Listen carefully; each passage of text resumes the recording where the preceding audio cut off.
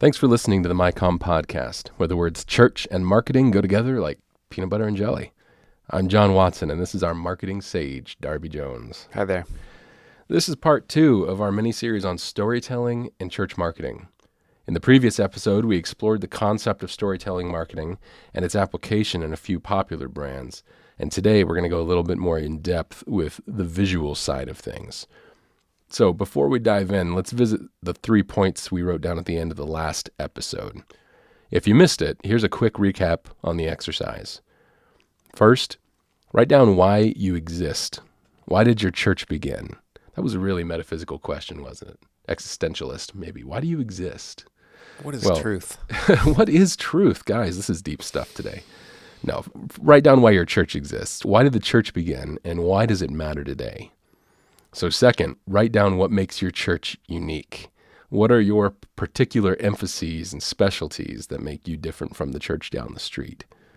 And then third, identify and write down some pain points that the first 2 steps could help alleviate. Now that you know your brand story, if you've done this exercise, you can start applying different aspects of that story into your visual storytelling. You don't need to represent every aspect of the brand story into every piece of messaging, but just focus on one thing at a time. If we're talking about visual storytelling, there's really 2 relevant mediums, still images and video. We're going to talk about both of these, but we're going to start with still images. So, Darby, you know when you see on social media a beautiful image with the formatted text overlaid, is it fair to call that a meme? Yeah. Okay, so a meme doesn't have to be funny. It typically is, but no. Anyway, we're going to call those memes functionally, right? So you know what I'm talking about. You might see a quote from a theologian or a Bible quote or something inspirational placed in nicely formatted fancy text over a beautiful image. Well, it's a really powerful way to connect with familiar and new audiences. These images are a great way to easily populate your social media feeds regularly with engaging and attractive content. So it's worth your time learning how to make them. To start creating these images, you're going to find the image that you want to use and load it into a graphics program like Photoshop if you've got it, or Canva. I don't know. What are some other options?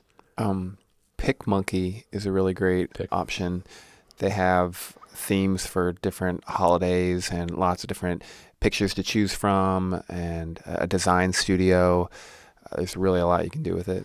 Great. Snapseed is another option.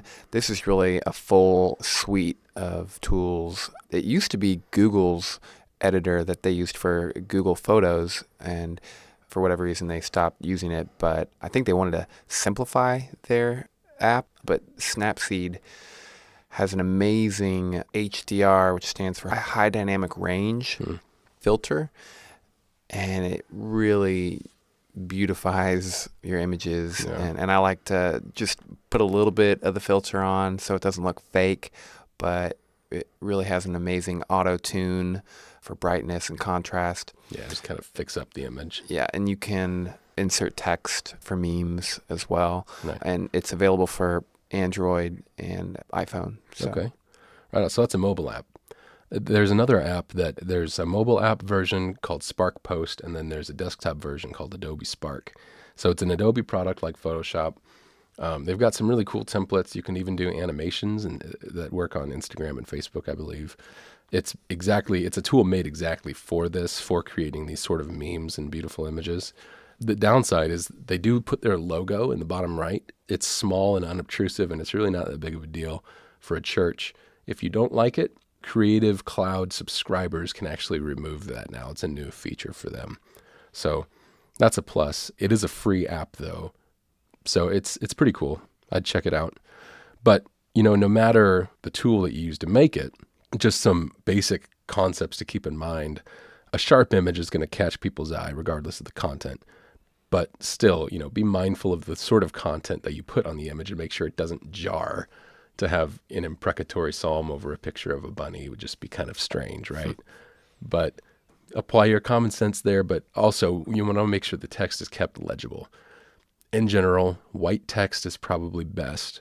And if you need to do something to the image to set the text apart, you can overlay just a solid color over the image and then turn down the opacity a little bit. And that can create a really sharp effect. You can use something in line with your brand colors and just make it really stand out and look professional. And if you want to make graphic designers cringe, use Comic Sans font. Or Papyrus. Papyrus. Yeah. Yeah, the inner graphic designer is twitching his eye somewhere in my... Yeah. Listen, don't use those fonts, please. But, okay, so now you've avoided Comic Sans, you've avoided Papyrus, you've made some sweet memes. Where do you post them? Let's not overthink this. Post them wherever you can. Post them on the platforms you're on. But if you've got both Facebook and Instagram, post to both.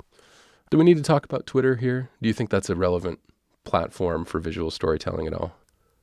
I don't know, honestly. They're losing a lot of steam, and Instagram has 400 million active users right now, compared to, I think, 60-some million on Twitter. Yeah, it's not much comparison there. So if you've got engagement on Twitter, by all means, Right. Yeah, that's the key. I mean, if you've got traction on a platform, then it's a good platform. There's not an objective, subjective. There's not an objective way to say this is just a bad platform and this one's a good platform. But we can say Instagram is doing really well. Facebook bought them out. They've done some great things. They have some just a really great new interface and great features. So I'm going to put my emphasis on Instagram as the place to keep people engaged visually with your brand. That's what they're best at. Facebook, secondarily, also does a great job for that. You get lost in the noise a little bit more in Facebook. Instagram, I'm pretty sure you hit everyone who is following your brand when you post something. It goes to everybody. Facebook, it's a very small percentage of people who follow your page are actually going to see the post. And if you do post to Facebook, square is the best ratio to go with. Right. You can do wider or taller images, but Facebook is going to shrink them a little smaller than what they will if you use a square. And I think 504 pixels wide is the minimum width. Yeah. So anything 500 and above pretty much is good to go. And I know Instagram, I think they prefer 1008 pixels across. So you might be safe to just go ahead and shoot for 1000 pixels wide. And then Facebook will scale down if it needs to without any real quality loss at that size. So, of course, we all know Instagram is a vehicle for simple images. But as of fairly recently, they're actually a lot more. They introduced something called, coincidentally, stories.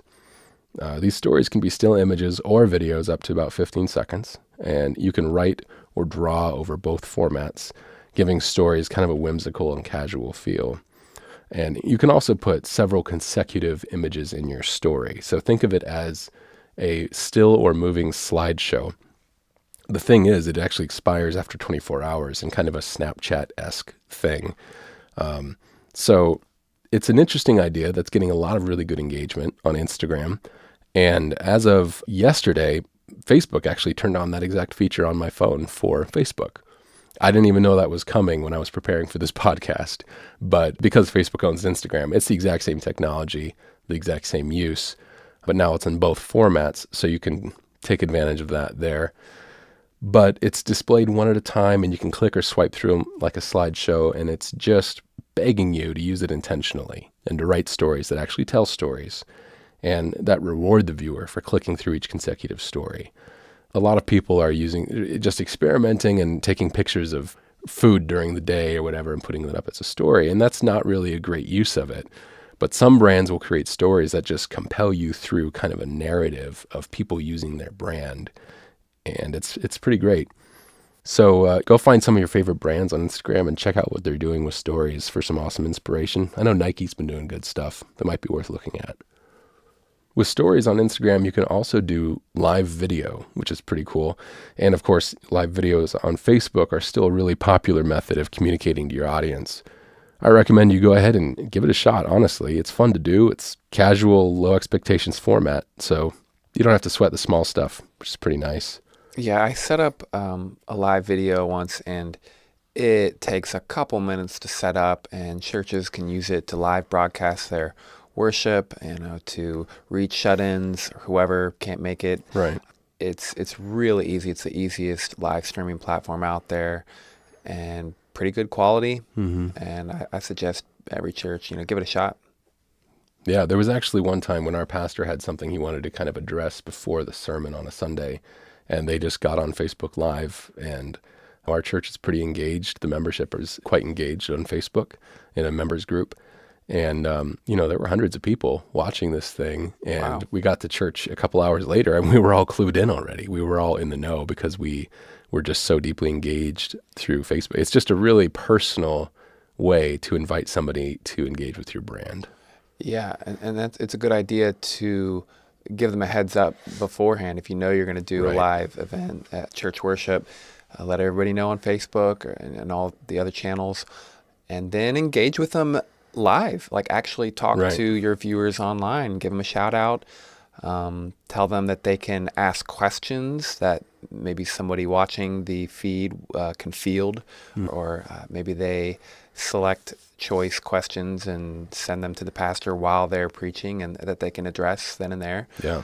Maybe the pastor addresses those questions at the end or something, but there's lots of different options. Yeah, absolutely. There's a lot of ways to use video, live or not live. But a couple more ideas. If your church is big on local community mission work, try doing a little 1-minute video of clips of recognizable spots in your city and put some music and narration over it, explaining your church's passion for what you're doing. It can be a great way to get people to empathetically see, like, oh, I've been there, and look at the hurt on people's faces, or look at the need projected here. Or if you're launching a new sermon series on Genesis, have the pastor record a short video asking some of the big questions that are often asked about the creation account, and then throw up a screen with the service dates and times and invite them to come hear the answers. There's just so many opportunities and ways to be creative and to just have fun with telling your story through video and through pictures. But don't forget to keep referring back to that 3-step exercise we worked on. The more you flesh that out, the more fodder you're going to have for compelling storytelling content that drives meaningful engagement. It's just so easy to create visual content that is actually disconnected from your brand because you're not thinking about that story. You're not thinking about the narrative. You're not thinking of your audience as the main character. You're not thinking of the conflict in the plot that you're trying to resolve, that you're trying to get the hero to come through, to overcome this obstacle. So keeping that in mind is going to take your content to the next level and really draw your community in a consistent, meaningful way.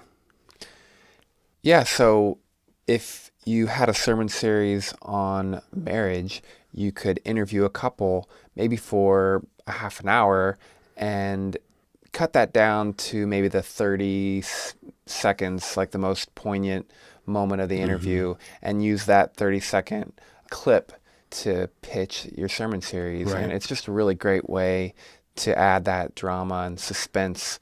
It's really worked. I've seen it done before, and it's very powerful. Yeah, definitely. I saw a big church do something that really helped me connect with them as someone who came from a smaller church in the past. They did this thing leading up to Easter called the Jesus Now Project. And I'm pretty sure they came up with the idea, but you're welcome to take the idea and run with it because it was really cool. They, for several weeks, invited you to, after the service, go into this back room where they had a camera set up and just record a 30-second bit of you just saying what Jesus is doing in your life and just being real and raw with the church. Or you can take your cell phone and landscape and, film a selfie video doing that at home or with your spouse or whatever.